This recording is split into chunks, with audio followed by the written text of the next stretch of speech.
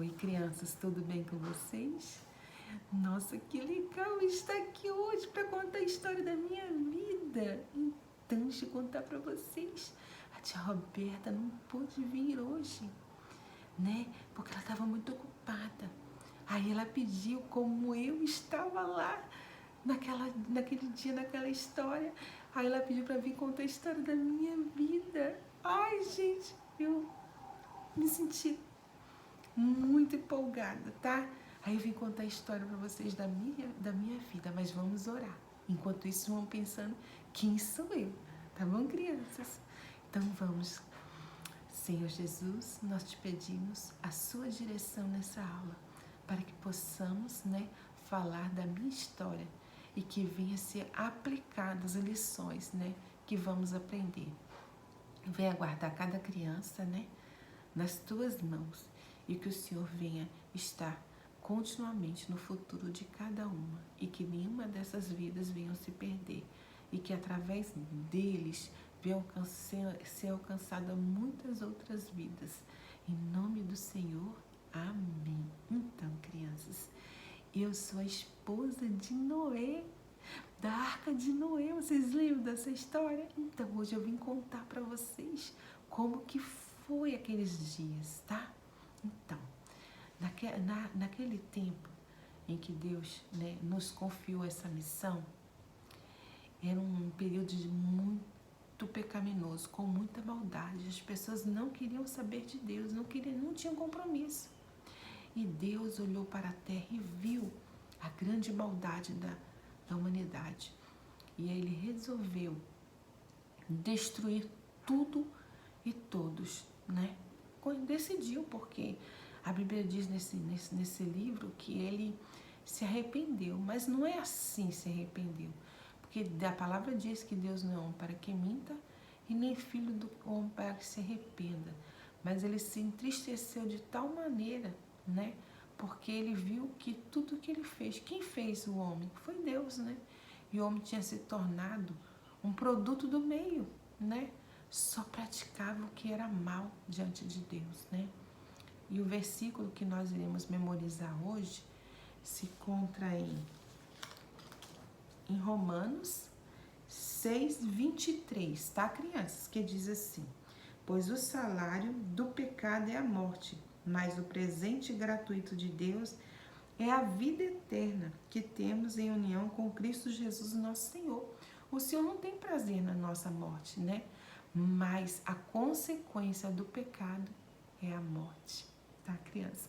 Mas eu vim falar de vida, de vida.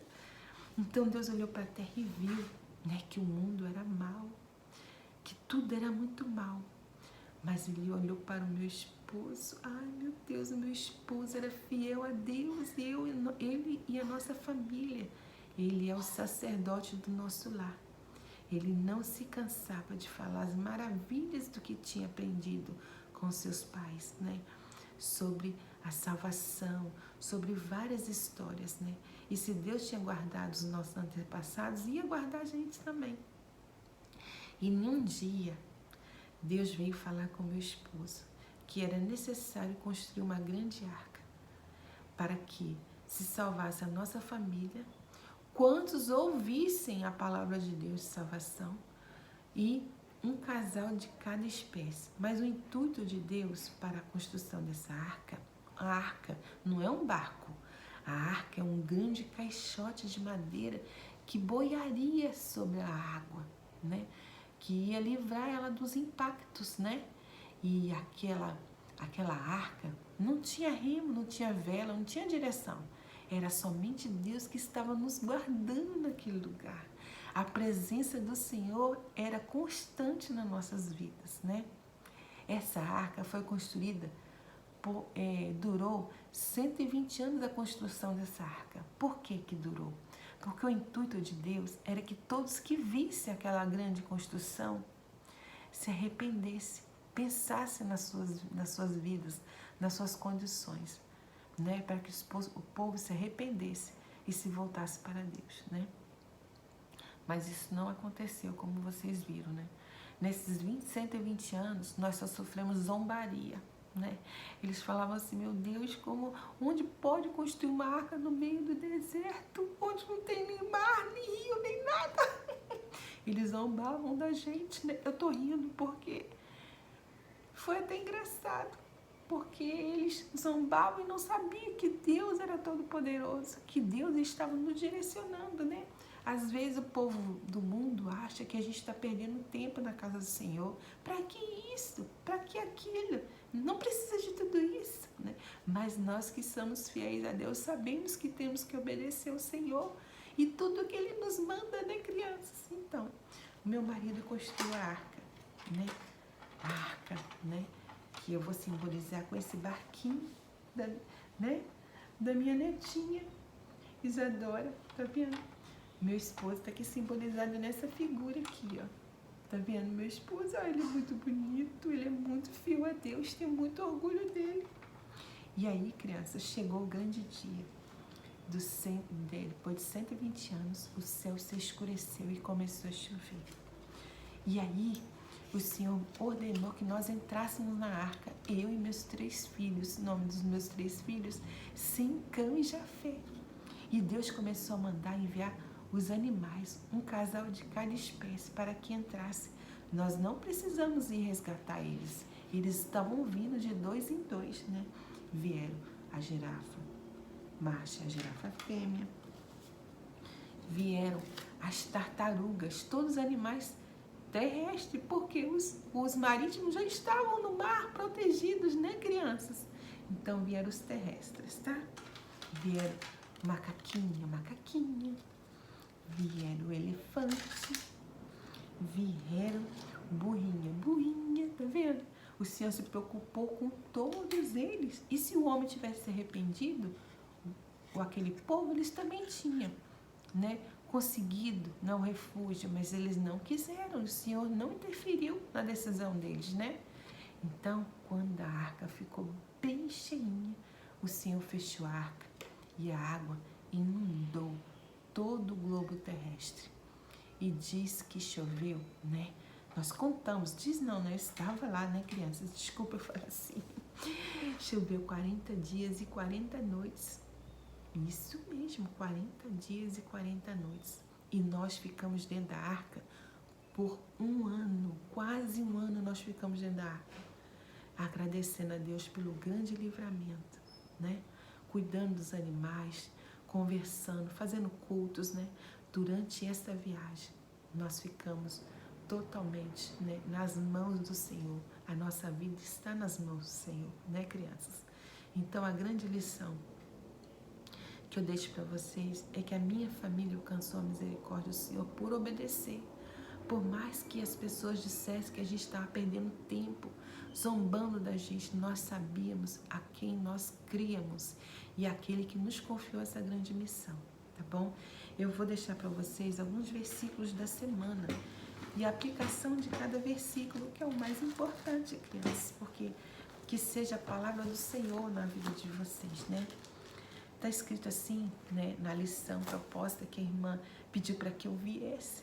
Fala que Noé era um pregador ousado, era mesmo. Ele é um pregador ousado, porque ele pegou com a sua própria vida, né, construindo aquela arca em obediência ao Senhor, né? E o que significa ousado, né? Eu pesquisei aqui no celular da irmã Roberta, porque é um iPhone, tem vários recursos, tem Google, tem dicionário.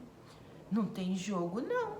Não tem jogo, não tem coisas que não vêm edificar ela, não. Só tem coisas que vêm aproximar a tia Roberta da presença do Senhor. E vocês, crianças? O que vocês andam acessando aí, hein? Então tá bom. Ousado quer dizer aquele que ousa, arrojado, inovador.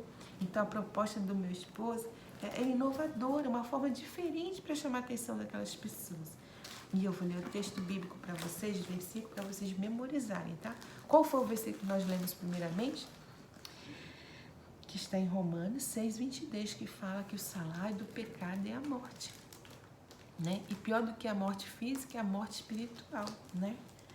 Eu estava escutando um pregador falando essa semana que eu estava na casa da irmã Roberta me preparando para essa lição, e um pastor falou assim, que uma mãe perguntou para ele assim: pastor, meu filho não quer orar, não quer ir para a igreja, né? E agora ele já está maiorzinho, né? Ele está nos juniores e ele não quer ir para a igreja, não quer parar para orar, não quer prestar atenção na lição. E eu perguntei para ela assim, mas irmã, quando o seu filho não quer comer, o que você faz? Irmã, quando seu filho não quer ir para a escola, o que você faz? Quando seu filho não quer tomar aquele remédio para lhe sarar, o que você faz? Então, você não tem que impor a ele condições para a sua saúde e desenvolvimento? E por que as coisas de Deus, que são as mais importantes, são negligenciadas? Não pode, né, irmãs? É responsabilidade dos pais educar os filhos. Meus filhos são uma bênção, viu? Meus filhos tiveram a oportunidade de entrar na arca conosco. Não ficou nenhum para trás. E crê em Deus que não vai ficar nenhum da sua família para trás. Vamos lá aos versículos? Que fala sobre, está em Marcos 16, 15 e 18, que fala, obedecer o ide de Jesus, e disse assim, disse-lhes Jesus, né? Ide por todo mundo, pregar o evangelho a toda criatura, quem crê e for batizado será salvo, mas quem não crê será condenado. E estes sinais seguirão os que creem. E em meu nome expulsarão os demônios, falarão novas línguas, pegarão serpentes, se beber alguma coisa mortífera, igual naqueles meus dias, não lhes fará dano algum. E porão as mãos sobre os enfermos e sararão. Em 1 Coríntios 9, 16 ao 23 diz assim, que é a nossa obrigação de revelar as boas novas de salvação, o Evangelho de Cristo. Porque se anuncio o Evangelho, não tendo que me gloriar, pois o que me importa é essa obrigação. E ai de mim, se não anunciar o Evangelho, irmãs, eu ia perecer aí toda a minha família. Mas nós obedecemos, né? E também está em Provérbios 24, 11 assim, livros que estão destinados à morte e que são levados para a matança, se eu puderes retirar, não é? Nós podemos levar a salvação para aquelas pessoas que estão perdidas, né? Os pais que têm os ouvidos cauterizados não querem escutar, mas a gente insiste, Em Ezequiel 18:4 fala sobre o perigo mortal.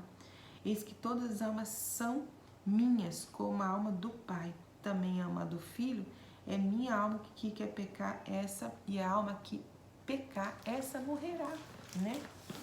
E está dizendo também em João 9,4 para aproveitar as oportunidades, que diz assim, convém que eu faça as obras daquele que me enviou enquanto é dia, e a noite vem quando ninguém pode trabalhar, né? Quando chegar a grande tribulação, será muito mais difícil para que as pessoas alcancem, né? Então, que as pessoas sejam atentas a ouvir a voz do Senhor agora, né? Os filhos de Deus proclamarem as boas novas de salvação. Em Mateus 10, 19 e 20 diz assim, o Espírito Santo falará em nosso lugar, tá? E como me convém falar? Então nós temos que ler a palavra de Deus, meditar, mas o Espírito nos direcionará, nos ajudará nessa questão. E está escrito em Mateus 10, 19 e 20, mas quando vos entregarem, não vos dê cuidado com o que haveis de falar, porque naquela mesma hora vos será ministrado o que haveis de dizer. É o Senhor Deus que tá nos confirmando isso, porque não sou vós que falará, mas o Espírito de vosso Pai é que fala em vós. Falar o que? A palavra de Deus, memorizar os versículos, cantar um hino, principalmente dar o testemunho, né? Então, nós temos que aprender que a nossa missão é levar a palavra da salvação aos nossos parentes e amigos, todos que estão perto, né? Então eu deixo essa lição para vocês, espero que vocês tenham gostado, né? Da história da minha vida, da minha família, tá? Um beijo, crianças, fique com Deus, tá? Um beijo para todas as famílias, mamães que estão nos ajudando, que estão nos ouvindo, tá bom? E não vai ter tarefa, tá? Eu falei com a tia Roberta que não vai ter tarefa. Você já tem que fazer a tarefa do amigo, não é? E fazer a tarefa, não é? Dia dos Pais? Então tá bom, meus amores, meus lindos, ficam com Jesus, tá? Um beijo, fique com Deus, tá? E que o futuro de vocês seja abençoado pelo Senhor, tá bom? Fique com Jesus, meus amores.